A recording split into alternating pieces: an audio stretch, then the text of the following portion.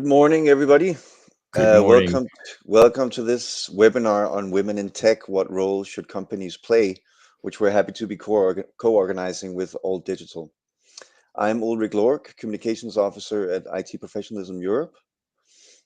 And today we'll be joined by Petra Kutuliakova of the CPIS Women in IT group, as well as Tamara Dancheva, who is Senior Manager in international relations at GSMA. She's responsible for leading GSMA's strategy on international digital gender inclusion. These two presentations will be followed by a session for discussion. But for now, we have Peter Palvolgi, CEO at All Digital, and as well as CPIS Secretary General Jakob Christoph, who are going to make an introduction and set the stage for our event. And Jakob, would you like to start, perhaps? Yes, thank you very much, Ulrich. Good morning, everyone watching us, or if you are watching the recording later in the day, good afternoon or good evening. I'm really pleased to be able to open the next webinar in our ITP series for regarding different aspects of IT professionalism. But this one is very special, as it is the subject of this webinar is very close to my heart and to what we do in ITP and also CP's, the mother organization of ITP network. Sometimes I hear voices that I don't necessarily agree with, that there are so many initiatives devoted to tackling gender inequality in the tech sector that probably we shouldn't talk about it anymore. We shouldn't start more initiatives. And although I do strongly disagree with this statement, because I think unless we have the full gender equality in the tech sectors, we should have more and more initiative rather than less and less. I can see the point, or I'm thinking that at the source of such comments, there might be lack of coordination of certain efforts, certain initiatives, projects, and actions. Therefore, I'm pleased that today we are making an effort to improve the coordinations of different projects, initiatives in the organizations. We will hear from experts from two different companies, from two different organizations working on a different project, but they will be, I'm sure, during the discussions, finding the common points and the synergy in the future. And also the coordination is important, as we are as this event, as Ulrich mentioned, is co-organized by ITP and All Digital. All Digital is a great organization involved in a number of digital competence and skills initiatives across our continent and more recently beyond. So I'm really pleased that those two organizations, ITP and All Digital, joined forces, and hopefully it's a start of the cooperations of coordinating initiatives and projects for many more months, years to come. So without further ado, I'd like to pass over to my colleague Peter Pavlogi from All Digital to say a little bit about All Digital for those from ITP network who might not have heard, might have been under a stone, and tell where maybe Peter, if you can tell where gender diversity lies within All Digital priorities. Thank you very much. Thank you very much, Jakob, and for the opportunity to co-organize this webinar with you, IT Professionalism. All Digital is a Brussels-based pan-European international non-profit association. We are a network of digital education stakeholders, and our mission is to enhance digital skills for all Europeans. We were established in 2010 as a grassroots initiative, and currently we represent 78 member organizations across Europe.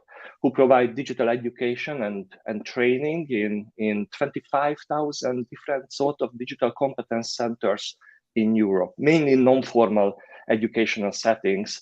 And we do it at all levels now on digital competencies. Traditionally, we were focusing on basic digital skills, but more and more at higher level, because we realize that that's really necessary in a digitally transforming society.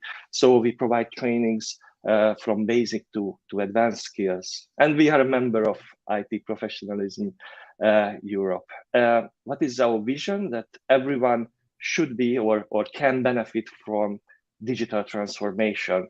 Therefore, we equip through our member organizations all people with digital skills, but not only that, but also the confidence and the mindset that allows them to understand how digital transformation can contribute to a greener, a more sustainable, inclusive, and cohesive growth of the society. So we work to make all Europeans to understand how digital competencies can enhance their personal and professional development. And of course, we are all aware of the digital skills gap. 42% of Europeans lack of having basic digital skills. But when it comes to women, they likely to have to less special digital skills and work compared to men. Only 80% of ICT specialists are in the EU are women. Therefore, we support all the European actions that aim to decrease this gap, such as the implementation of the Digital Education Action Plan. One of the actions is to ensure that girls and young women are equally represented in digital studies and careers. And of course, a lot of EU policies have attempted to address these areas, but we believe that the industry must do its part as well, for example, by raising the interest in ICT careers for girls and women, and providing, for instance, interdisciplinary career paths. So thank you again for the opportunity to co-organize this webinar with you. And I'm looking forward to having a very interesting discussion around this topic. Thank you. Thank you very much, Peter. And thank you very much, Jakub, as well, for those introductions and sharing your perspectives. We look forward to the discussion later, which we'll be having after our two guest speakers have made their presentations. Before we start the program, though, Ronald might have a few details about our platform and how to engage as audience and other housekeeping tips. Yes. Hi, Ulrich. Hi, audience. Hi guests. Yeah, my name is Ronald Scherpenis. I'm the co-host of these shows for ITP together with Ulrich. And as always, we are really encouraging you to ask questions and ask these questions through LinkedIn or YouTube. And we will handle them as much as possible during the show. And obviously, if we can't make it for time or something else, we'll answer these questions from you at a later stage in time. So yes, please do follow us on LinkedIn and YouTube, obviously, to be there when we have these next shows, and we'll have these in future too. We are happy to co-organize this with you. In this case, we did this with All Digital, but any other way to, as Jakub correctly stated, to combine these efforts and to make them stronger is welcomed. Don't forget to ask these questions. And over to you, Ulrich, for the next topic. Thanks, Ronald. Yes. So with that, I think we can start. I'm very pleased to introduce you all to our first speaker, Petra Kutuliakova, who is a founder of her own company based at the Faculty of Informatics and Information Technologies of the Slovak University of Technology in Bratislava, where she works for inclusion of more women in tech and challenges common prejudice in the IT sector.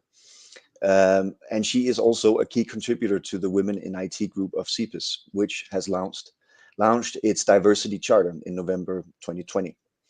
And the diversity charter is precisely what Petra will present here today and talk about. And so the question is, what role can companies play to promote and help achieve more women in tech? And one tool to do so could be the diversity charter. Over to you, Yeah, Petra. definitely. Thank you, Ulrich.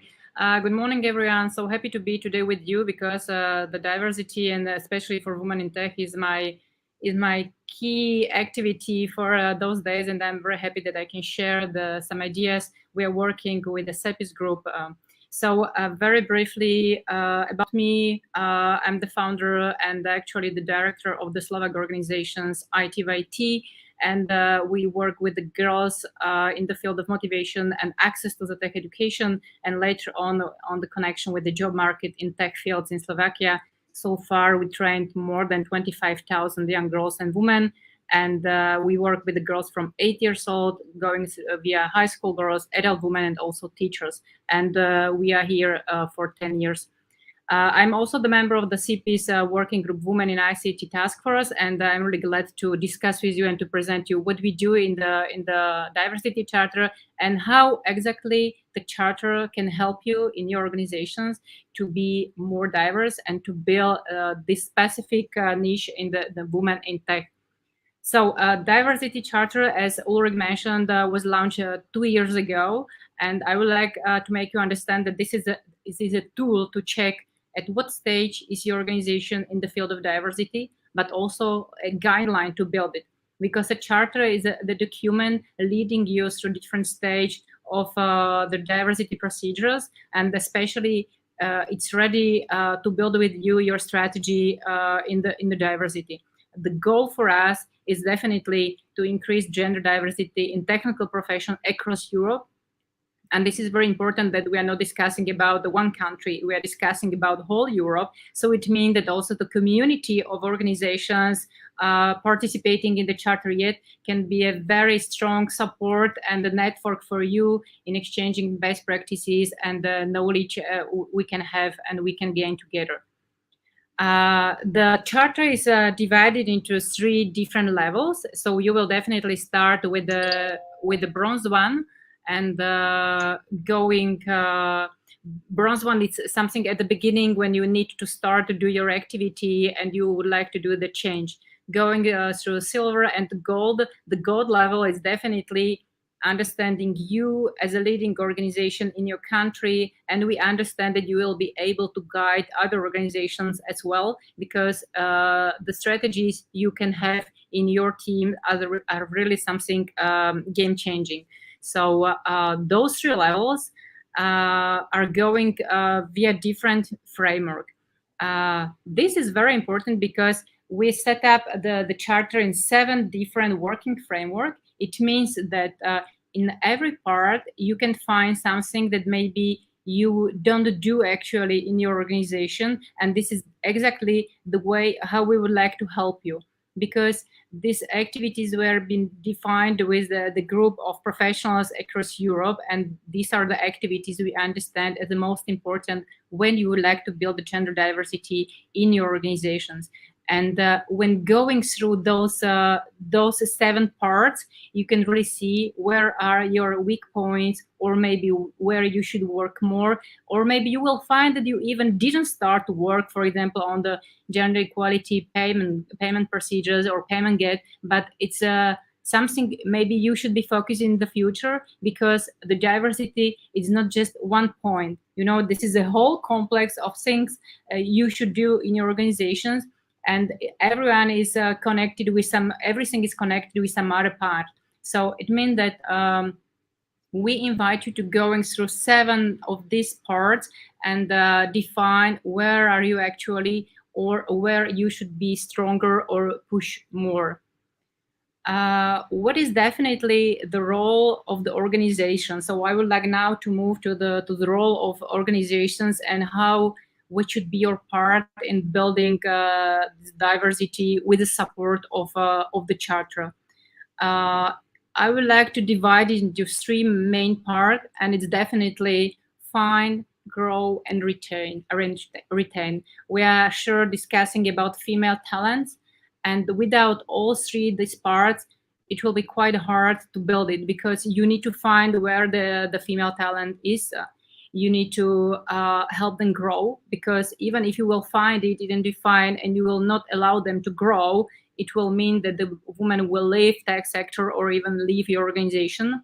And as a third point, you need to help them retain, because retention, I think it's a critical, because often organizations spend a lot of money for finding of young talent, but they are not taking care about growth and retention. And it means that all the energy and resources they have put into the finding, it will be lost because the women will leave. And the second problem, if they will leave with a very bad feelings. So it may be they will never return back to technology, and this is not what we want. So all three parts, find, grow, and retain, are very important when you would like to build the diversity in your teams. The charter, I think, specifically can help you in the two and the third, in the second and third part. It's a grow and retention. And I've just picked here some of the very brief points where you will find some guidelines. So when you will fill the charter and prepare your application, you can have here different questions. For example, for women in tech activities, how you do or which kind of activities do you run? And also you will find some suggestion how you can do and which kind of activities. All those activities are definitely focused on growth and retention, for example. But what is also important in the other part, it's also the participation in external activities or support to others. So the point I have put here are just some examples how you can build and how you can use the charter to help you to go through this part of building your teams. What I would like here to stop a little bit are the best practices we would like to share with you, and I think are the key of the success of every organization when discussing about the gender diversity, and especially for women in STEM fields. The first point is what we suggest is making this point as one of the priorities of your organization. Because if it's not the priority of your organization and you will be focused on different fields, you will never have the attention of all the people, and it will be just the part of activities done from time to time. So everyone needs to clearly understand that building the gender diversity in tech fields is one of the priorities of your organization, and they need to agree with this. The second very important point up to me, it's finding a sponsor inside your organization, and especially it's perfect on some decision-making levels. And why? Because you need to have the strong male voices discussing about diversity, because diversity is not just the female topic, yeah? It's the topic of whole society, and you need to have the male sponsors who will do the advocacy for this topic and who will declare very clearly that, yeah, this is a key for our organization, and we would like to have more women in STEM fields because we know what they can bring into our teams. So first, you need the male voices, and second, why you need this, you will need some budget. It's hard to speak about money, I know, but without the budget, you will spend a lot of time, a lot of energy, and the results will be not very tangible, not very high. You will have definitely some results, because when you will do something, you will see the results. But if you can have some budget for this, it will be definitely better, because you can push more in different kind of communication activities, networking, and so on. So find a sponsor inside your organization, and you will see that you can have a higher and better result. The third point, it's communication. I think communication starts with everything. You need to very clearly explain to all the people, all the staff in the organization, what you are doing and why you are doing. In my experiences, often what's happening, especially in the organization, historically very male-dominated, with the I don't want to say older men, but you have the organization very strong with a lot of men there. And when you start to discuss about diversity, that your organization will have the diversity strategy and so on, the first feeling they have that they will miss something, that they will feel that you would like to take them off something. And you need to clearly explain them what does it mean, why we would like to have more women on tech positions, because at the end of the day, they will help you to raise your economic benefits, and at the end of the day, it will be very profitable also for them because it can raise their bonuses and so on. But they need to understand this, that diversity strategy, it's not the tool who will put something more to women and something less to men. No, diversity strategy is something helping all the team having higher economic benefits. So this they need to understand. If no, you risk that they will refuse to participate in activities and you will lose all these male voices, and it will be very high to do the activities because they can act in the other ways. So communication, please. Connection with other organizations is also one thing I would recommend, because you are not alone. We are not on the island here. Connecting with other organizations who work, for example, in the field of finding female talents will save you some money, but bringing more impact, because you as a part of community can be a part of different activities and you can profit from the activities they do. So connect with them will really save you some energy, but can bring you a lot in the field of, for example, finding a new talent and growing them. And definitely all society need to see that it's not just one organization fighting for diversity, but that we are all together on this boat. Yeah. And definitely last but not least point is a network and community. For example, here in Slovakia, we work with also with adult women, and I think the most important for them is to hear and understand that I am not alone here. It's not just my fight to the tech education. It's not just my fight to IT. That I can find the support and help. I can discuss with others, and I can receive some guidance. So creating this network and community can really help to have more women inside and more women helping each other. But also, please invite also male colleagues there, because as I know that I repeat it often, but we are not just in one bubble, one female bubble. Not, we are all together, and we need also to have the advocacy of men and support of men to women. And like this, I think at the end of the day, everyone will be satisfied, because women can have the better access to the tech education and the tech job, and men can have wonderful colleagues for having a wonderful project with a very strong economic impact. So this was some short introduction how Diversity Charter can help you in your organizations to create your strategy plan for diversity. And also some advices I think are very important when you will launch your activities, because diversity in some way it can be painful if the people inside of organization will not understand what does it mean. So you need to have really everyone on the board, and you need to make them understand what does it mean for everyone to have diverse team. So thank you very much, and Ulrich, it's up to you. Thank you, Petra, very much. Thank you very much. We will save most questions for the discussion, but just as a first go, in order to join the Diversity Charter, what would be the first steps of a company? Well, definitely what I can recommend is going to the webpage cpeace.org. I think we can send it later to the participants or share it, and you will be guided via procedures. Just send the first request that you would like to apply, and you will receive all documentation needed, and you will be guided how to fill the documents and how to work with. And what is important to mention, definitely it would be perfect if you can do it. We have every time twice per year the evaluation of applications. So the second round will be done in September. So if you can do it at during the summer, or at least at the end of August, it will be perfect. Fantastic. Thanks very much, Petra. I don't know if Ronald or Tamara or anyone in the panel have any questions, or Tamara, do you have any questions for Petra, or would you rather save it for discussion?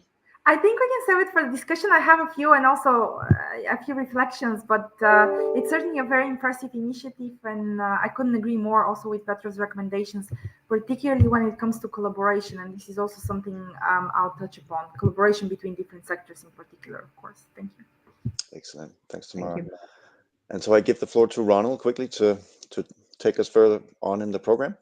Yes, hi Ulrich, and thanks for a great presentation, Petra. I really love the statement to involve more men, because I think it is a joint effort, and that men are responsible to share the experience and knowledge and help to do this together. It should be an inclusive activity instead of men versus women, but we need to fix this gap.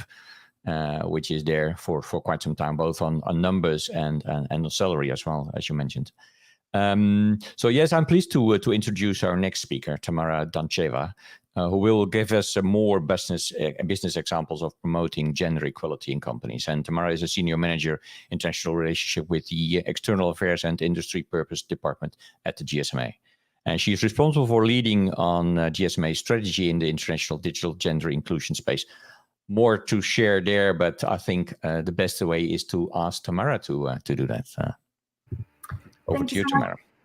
Thank you, Ronald. It's a pleasure to be here with you, and also thank you, Petra, for a really great presentation and insights. As you mentioned, Ronald, to represent GSMA.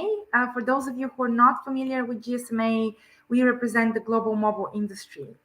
So chances are, if you're a mobile operator anywhere in the world, you're a member of GSMA.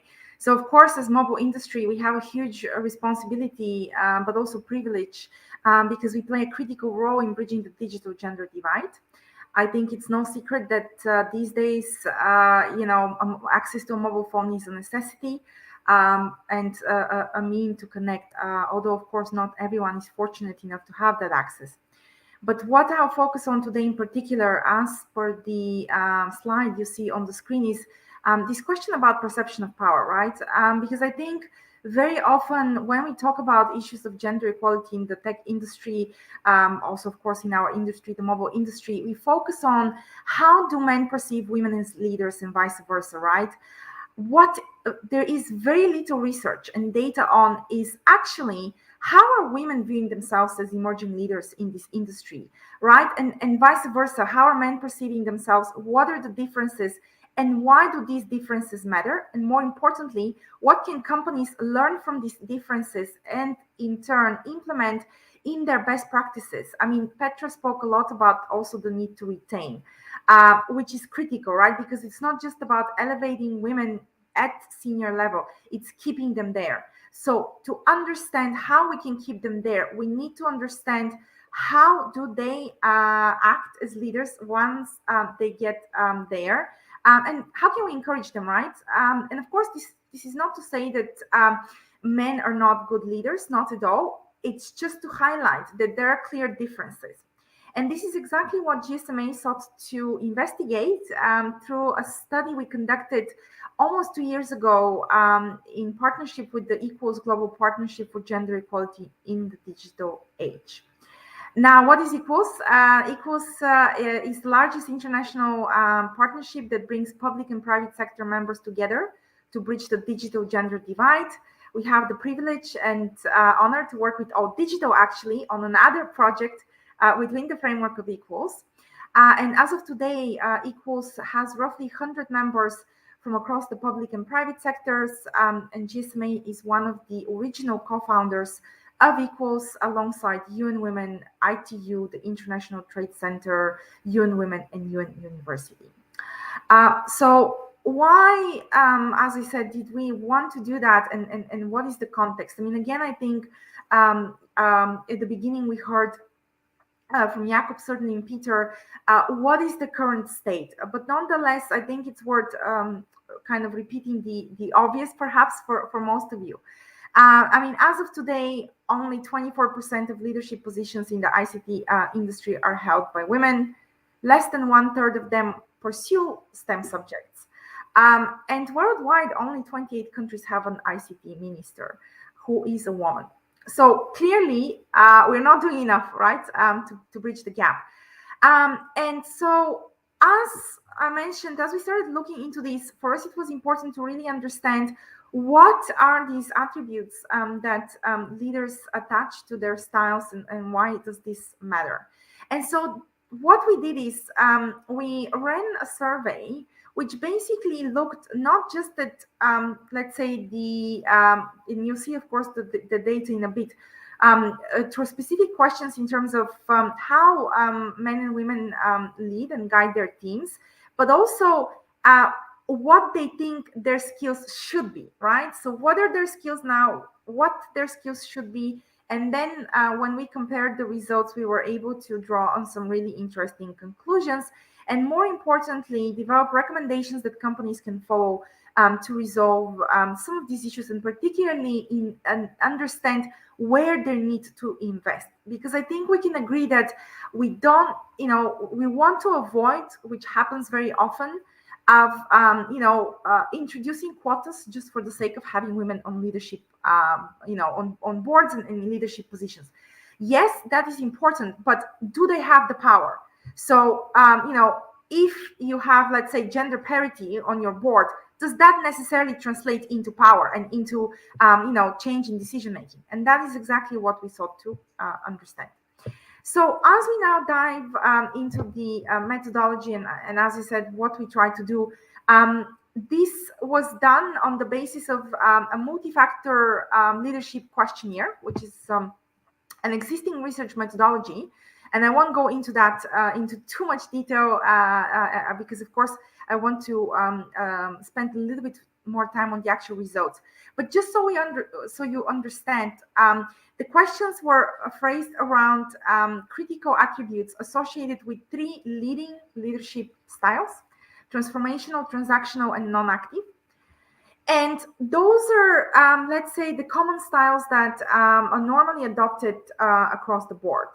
Transformational, as the name stands for, being leaders who are typically most effective, who really try to lead their teams with motivation, empathy, and of course, they see the need to invest. Transactional is very much what the name stands for, right? You give direction and you expect that direction to be followed, because in turn you give reward for that direction. So it's very much transactional and doesn't take really into account any other factors. And non-active is pretty much laissez-faire, right? So really hands-off, basically to a point where you let your team do whatever they need to do, and you just kind of oversee rather than really lead. So what was the data sample and what did we use, so to speak, to look into this? So we surveyed roughly 100 leaders across the mobile and tech industry, with tech industry representing 45% of the sample. Data mobile industry was roughly 30%, and a mixture of the two represented 25%. And half of our respondents were actually C-suite leaders, and with roughly 30% representing middle level managers and the rest senior managers.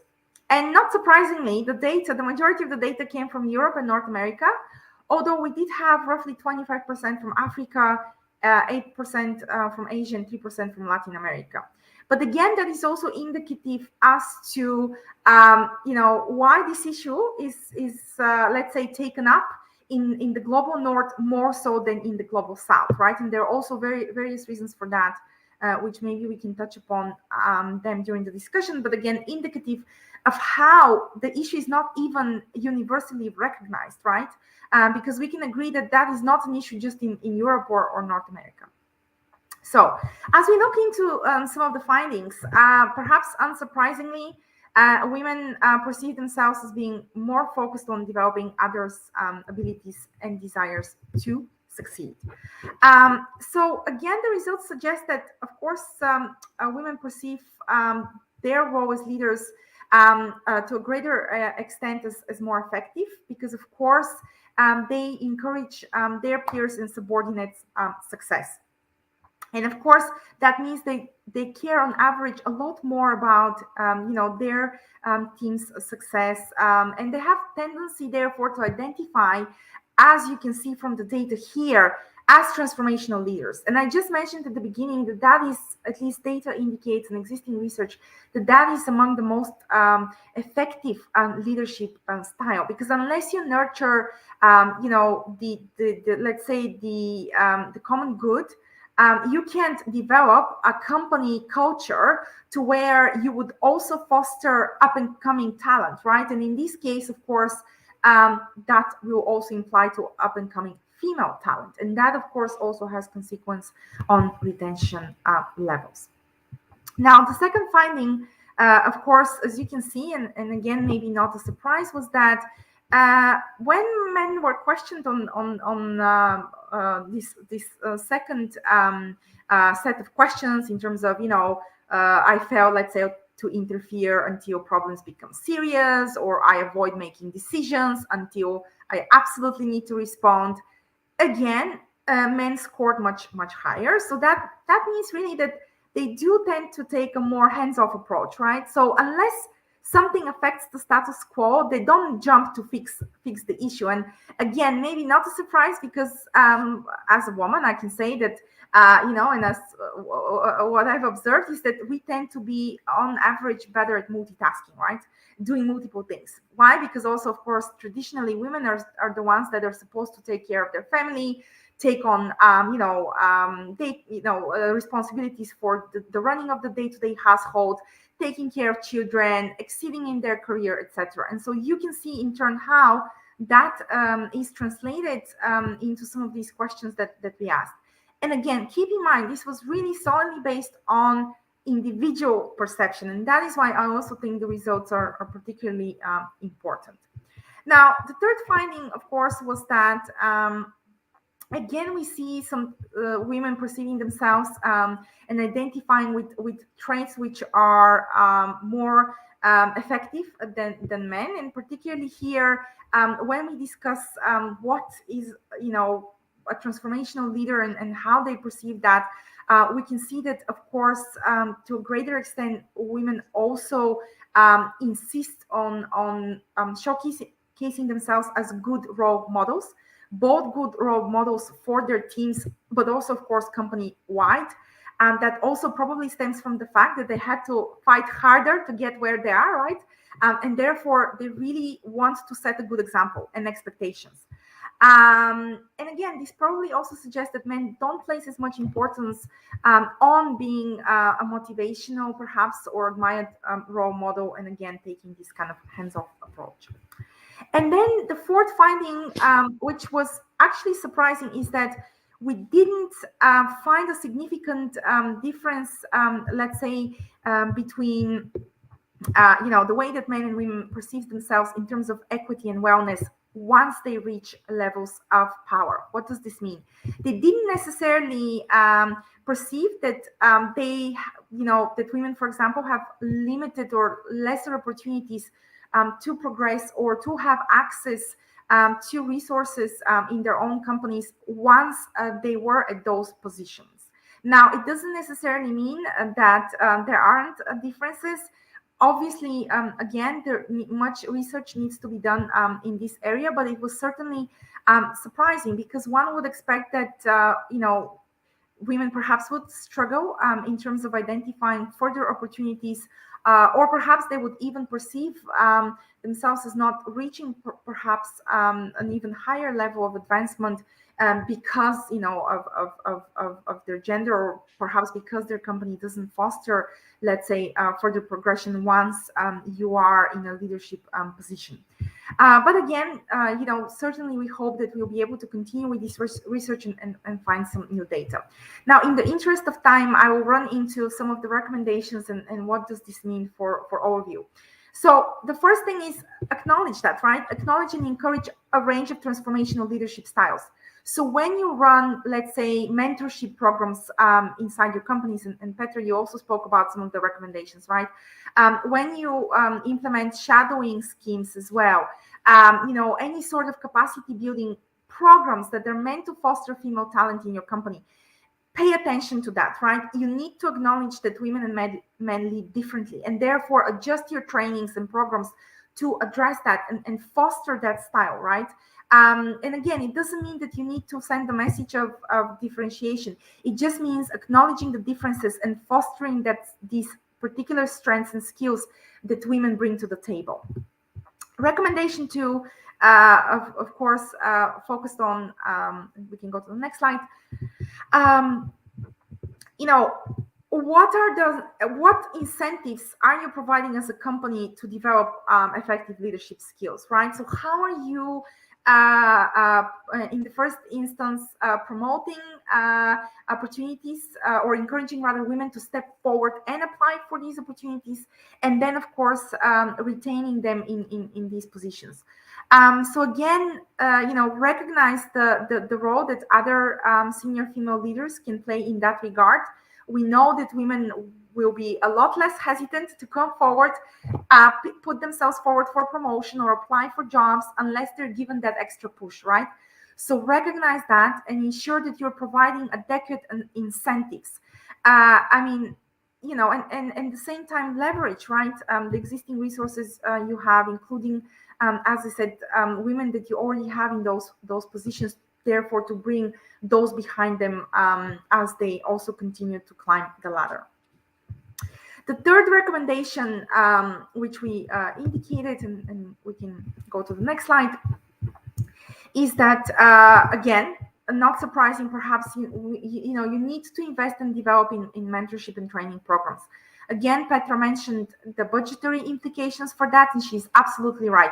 Unless you invest, you can expect that much will change, because again, it's about changing the company culture, right? So as you think of developing these programs, again, think about how are you shaping them. Are you developing role model programs focusing on connecting women with up and coming talents? Are you investing in different leadership style trainings? And how are you also let's say spreading the message, right, across the company? And are you creating an environment of open sharing, and also are you sending the message that these opportunities are open for everyone that may wish to come forward? And lastly, again, not surprising, we need to improve the research, right? Because obviously without the data, we don't know how to fix the problem, right? So where research needs to focus on is on organizational culture and how the organizational culture impacts women's perceptions of leadership, and also their understanding of what are the opportunities thereafter once they're in those positions. And of course, research could also examine whether or not the finding of our pilot study was specific to the tech sector or not, right? Because again, we know that this is not perhaps unique just for the tech industry. And to conclude, I mean, obviously, we need to acknowledge that there are differences, right? We also need to give priority to research, to investments in tailored capacity building and mentoring programs. And of course, we also need to pay attention to the feedback that we are receiving internally, right? And here also, I think regular monitoring, tracking could be incredibly helpful, right? Be it through regular implementation of survey instruments, be it through, and of course those could be anonymous, be it through closed focus groups. But again, tracking and monitoring progress once you establish certain indicators is critical. So I'll stop there, and I look forward to the questions and the discussions. Thank you. Yeah, and on that topic, Tamara, thank you very much for the presentation and the liveliness of the topic as well by both speakers, both Tamara and Petra. And I do have a question from the audience, right? And it's Jared Healy, who said, Tamara, you spoke of the need for men to take on advocacy and sponsorship roles in the drive for greater diversity. Can you expand on this? And should this focus only be in our organizations, or should we look at early interventions and advocacy in the community, for example, with young women still at school? Thank you, Jared, for the question. Great question. Thank you, Ronald. And I think Petra also touched on that. So maybe she also wants to share some insights. So I think both, I mean, obviously it is critical that, men are involved. Why? Because this is not a woman's issue, right? And the reason for that is that more often than not, men are in those leadership positions, and therefore they're the ones that are able to make change happen, right? I mean, if your boss is a man, he will need to promote you. He will need to, guide you and mentor you and make sure that you reach that position. But also when we look into the community, absolutely, because again, it's how are you raising your voice? What is the message you're sending through media about a role women do and should play in decision making and leadership positions? That is universal, right? Again, not just when we talk about tech industry, but just overall. I mean, there is a reason why only 28 ICT ministers across the globe are women, for example, right? So you need to bring everyone with you. I mean, the message needs to be clear. This is not a woman's issue. And unless everyone is on board, change cannot be progressive and it cannot be sustained. So that is, I think, a message that needs to be embedded in society, and it needs to come from all sectors. Community, yes, but also media, because we need to look at how media is portraying the role of women. As I spoke about, company leadership, which again, unfortunately, on average, tends to be more men-dominated, more male-dominated, etc. So, to answer your question in short, it needs to be both. Okay. So if I may add some points, for me there are two main points here. Every change is everything. Start often at the top, and on the top level in our organizations. For now, it's the majority of men that are there. We do have a lot of statistics about the number of women on the top levels, and it's not very nice. So if we know that there is the level of the men on the top levels, we need to have the advocacy from them, because we need everyone going down to understand that, this is our cause, and we praise for it. So this is the first point about the leadership and the level of the organization. But the other point is also that speaking about diversity, it means that we are speaking about inclusion, and the men, we can't create the feeling that they are excluded from this. So it's why we need to have men inside of this discussion, because inclusions speak about men, women, everyone here in the tech fields, and we need to make men also understand that it's inclusion for everyone, and you will be not excluded from these discussions and from these strategies. And it's why we need to have men's voices there, because they can be the porte-parole, comme on dit en français, they can be the advocates of these changes, and that they can bring those points of view to others men. So for me, there are two of these points very, very important, starting with the top, going to down, and also inclusion, which will mean that it will be not excluded for men.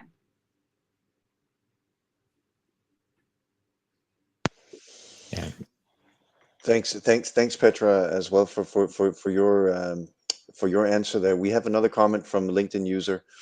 I'd like to acknowledge the different key point shares, such as performing certain levels of needed change and transformational leadership, deploying a new organizational culture to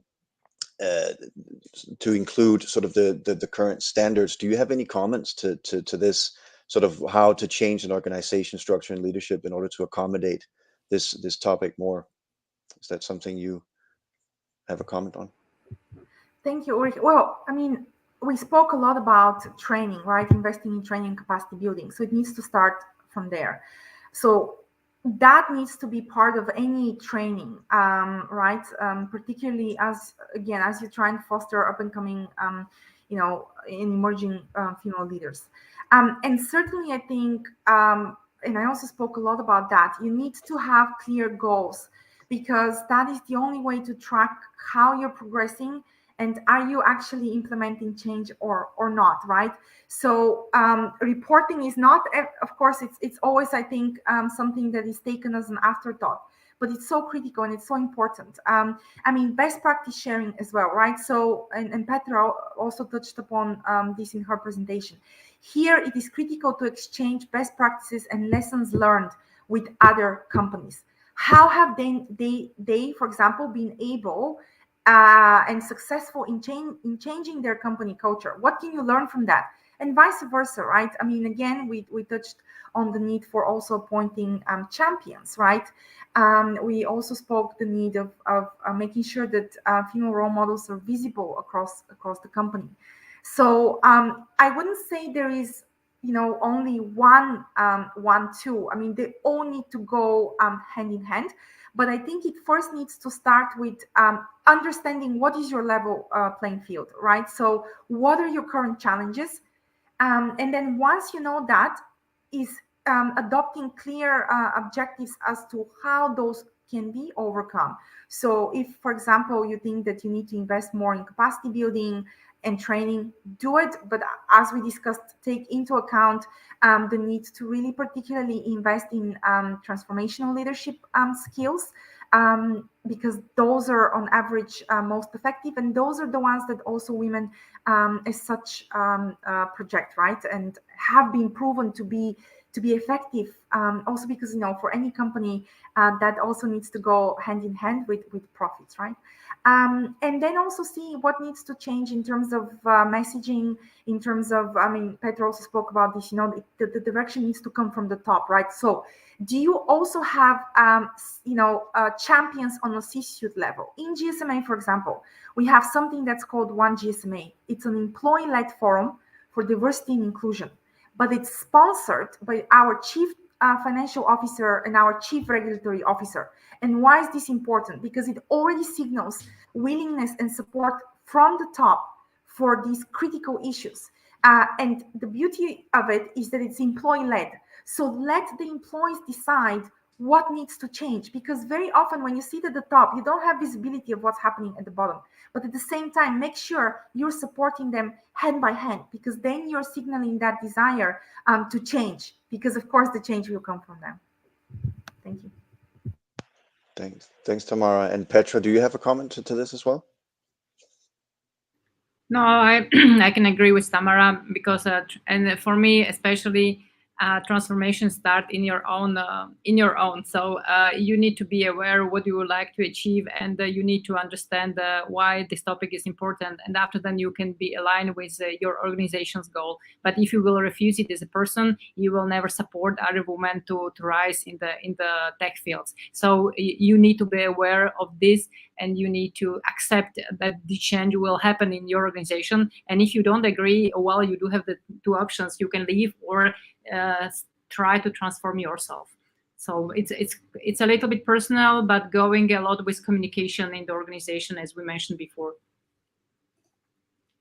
So hearing this last statement, Jakub, what's your perspective on this topic? Do we need this from bottom up or top down? Who is she involved, and what's the role of ITP in that? I do believe that both statements are true. They are not contradictory. So I do believe strongly that the top management, that the senior management needs to create certain culture of inclusiveness, and also a culture of allowing, as Tamara said earlier, the bottom up. So they need to take a heat from let's say the very bottom level of the structure. But that needs to be initiated from the top. It's hard to imagine, it's hard to expect from the people in junior position, usually sometimes starting their career, that they will have the confidence to do it on their own. So there needs to be some forms, some processes introduced in the organizations that would allow for them to provide the feedback to the senior management what changes to the organizations need to be done. So I'd say it needs to start at the top, but then very much the voice of more junior team members of any organization should be listened to. Yeah, I see a lot of events last couple of years, and last year specifically, where women on tech is the topic. And as you started your introduction, Jakub, on combining thing and helping each other. I did had an interview with one of these ladies presenting at this event, and they said there need to be more men being available in these communities, sharing and talking. And I think that's what Petra and Tamara said as well. We need to, as men, we need to do more. Because there is responsibility from high end, or from just from the top, or from bottom up. So I really agree a lot on this, and having these discussions makes me being more aware even as well on it. So that's one of the other. We all, as men, we should be involved in this discussion to feel the pain and to make the change happen too, and facilitate it if and when required. Absolutely. If I may add, Ronald, here, I think the excuse of men that we don't know what women want is not valid anymore. It was never valid. It was probably never valid, as you say, but we have year 2022. So whoever says, "Oh, well, I don't really understand what women want in their workplace," this is unacceptable, and we as men, we need to say it very clearly ourselves, that there are that many sources of information how to improve diversity in the workplace, in tech, but also in general, we should be very aware, and every person who is in the workplace, in the diverse workplace or not enough workplace, should take a bit of responsibility for improving their own organization, as Petra said earlier. Yeah, I have a question again from LinkedIn user. LinkedIn user added some extra points as well, which are obviously available through LinkedIn too. But gender diversity is an important key, and in accessing teaching programs, specific mentoring that maintain the needed changes concerning transformation in organization is required. I think it's supportive to what we all said today. So great questions from you, LinkedIn user. Pity I can't mention your name because I think it's our important additions to the conversation, but without a name in LinkedIn, you're a LinkedIn user. Are there other questions from the audience, Ulrich? At this point, we're still getting them in, but in the meantime, perhaps I was just wondering from my side, both to Tamara and Petra, about the two projects being presented here. So the Diversity Charter and the =1 project.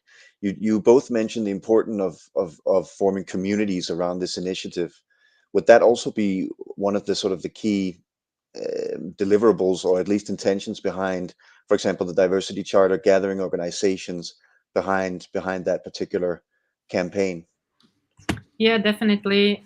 So far, we do have accredited organizations from Germany, Greece, Slovakia, Turkey. So there are different organizations and associations, and each of them can bring some interesting point to this discussion, and not just bring point to discussion, but they are ready and they can share what they do in their countries and what are the outcomes of this. And I think this is important. We are not obliged to discover the wheel every time, because it was done a lot in different fields in different countries. Let's share what was the best and what can bring the result. And like this, we can save the time and we can be very focused on concrete activities with the concrete results. And it's why Charter is, I usually recommend it, because it's wonderful what we can see the organizations are doing in different countries. And I think it would be pity to don't share it and don't use this knowledge. So this is an advantage of being in Europe and to cooperate together. This is wonderful in my point of view. And yeah, I mean, Ulrich, absolutely. So I mentioned at the beginning the importance of best practice sharing and lessons learned. So let me give you a few examples of how GSMA does that. So we are members of the Change the Face Alliance. For those of you who are not familiar, it's an alliance particularly for companies in the tech and mobile industries. It's led by Vodafone, but there are over 15 members currently, including PricewaterhouseCoopers, Google, and others. And the idea is that precisely that, how do we change the faces of our industry, right?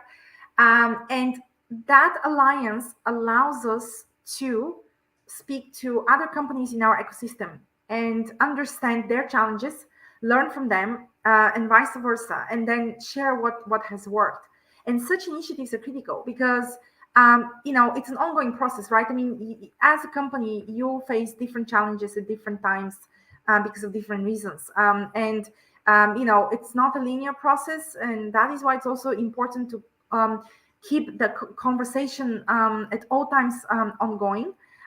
Also, legislations change, right? I mean, in the UK now it's obligatory to report on the gender pay gap if you're a company that has more than 500 employees, right? So and other issues such as those, and so naturally then questions will come such as, how did you report on your gender pay gap, and what were the indicators you used, and what did you find, and how can you fix that? And so for me, especially alliances that target your particular sector are critical. We are also a member of the B Team. The B Team is another wonderful initiative that fosters responsible business practices, which was established by Sir Richard Branson.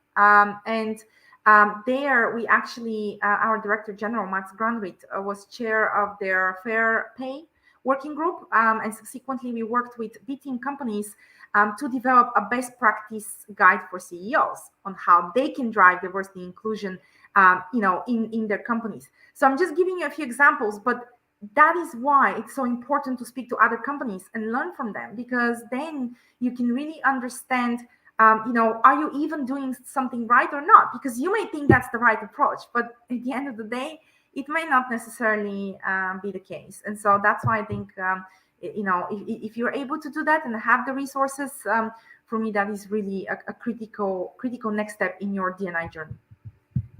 Yeah, and on that topic, we have a great question from one of the audience members again, which is Alina.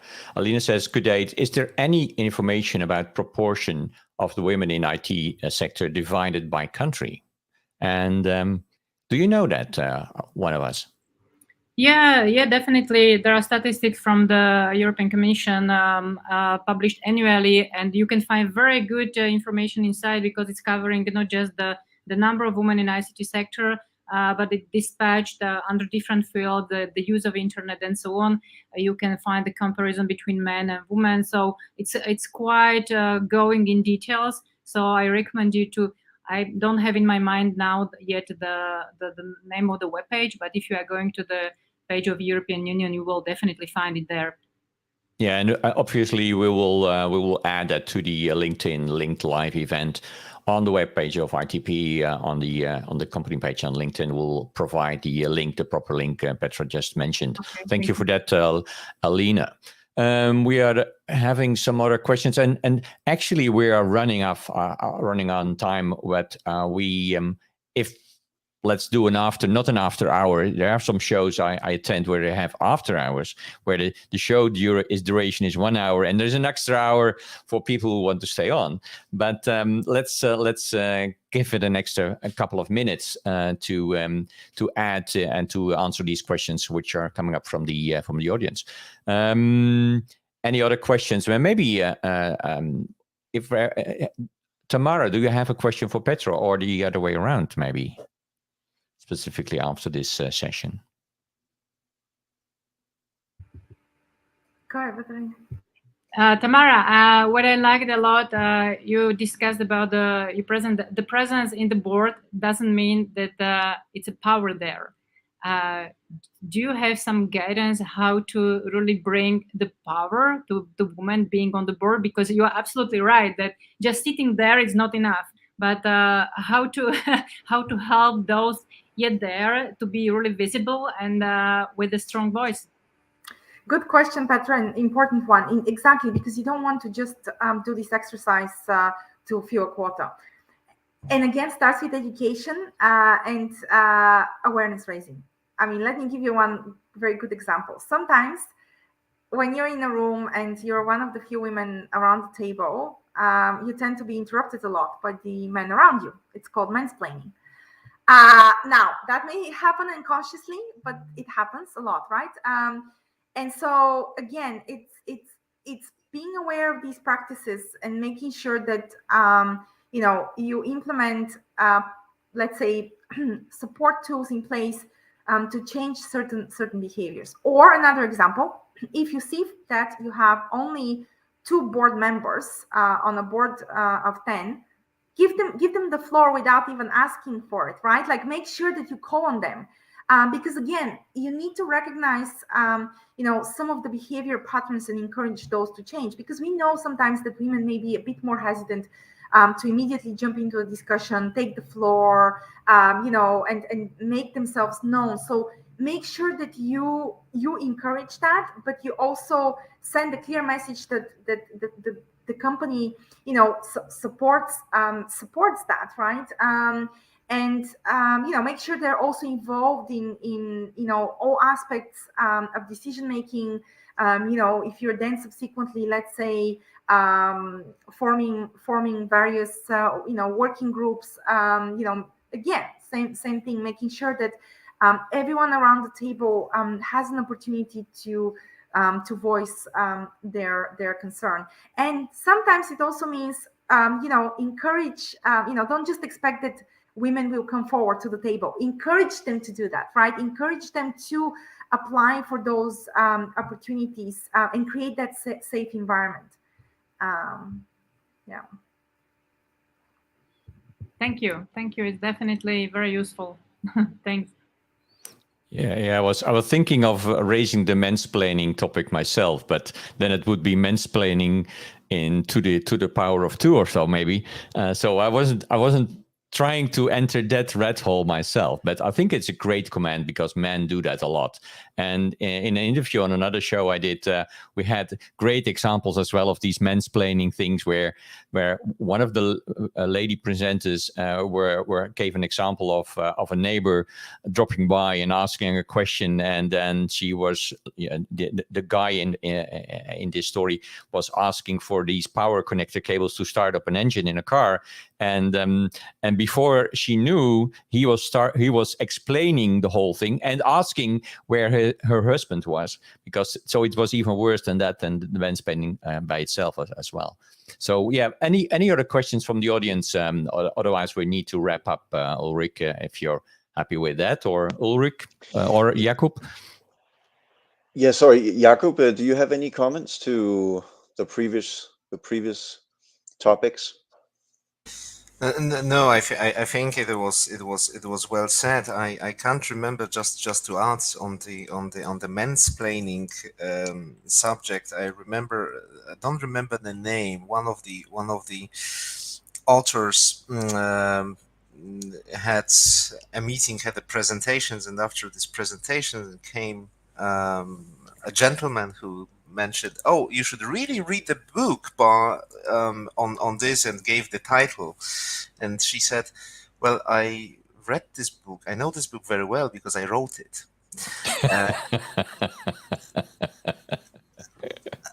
So that's. I think that's a great answer. So that's what might happen when you're mansplaining. So I really hope that for us men, it's another lesson, just to be careful, because it is somewhere in we are doing it subconsciously, but it's important to work on ourselves and be aware that this might be happening to us. So I think, Ulrich, that's a great end by a man explaining mansplaining and making the topic so important that we maybe could do another set of shows even on mansplaining, with only women in there. I think there's great examples. I think it was great again to have a show organized by ITPE and All Digital in this case. And let's keep this communications and forming the community as a very important piece of this conversation, and the way we could handle this conversation, both as men and women and all other, let's say, genders and so on.